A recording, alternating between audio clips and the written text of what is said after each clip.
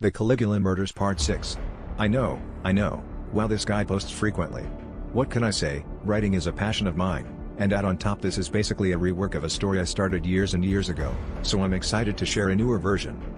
Ray blinked. The colossal eye, the pulsating flesh, it was gone. The police station still stood.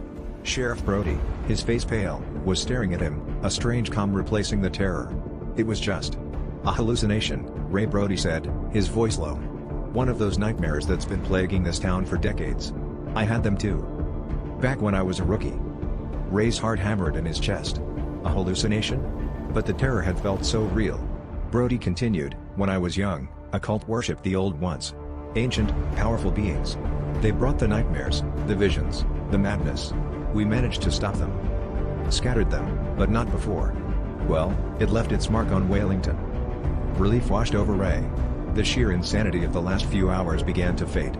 He was still shaken, but he wasn't alone. At least he had one ally who understood the horror he'd been facing. So, the raccoons. The cave.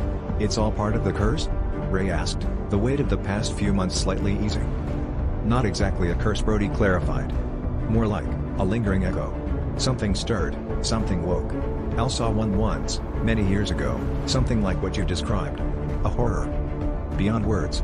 I barely escaped with my sanity intact. You should have told me sooner, Ray. Together, we can face this. The prospect of working together offered Ray a glimmer of hope.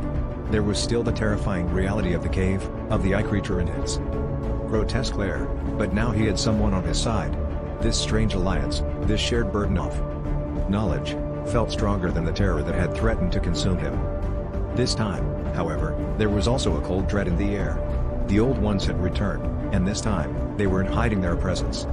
The next morning, the snow stopped, revealing the devastation.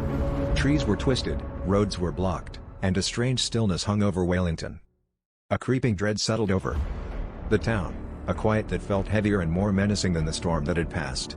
In the distance, they could hear the unsettling screech of the mutant raccoons, their cries now echoing closer than ever before.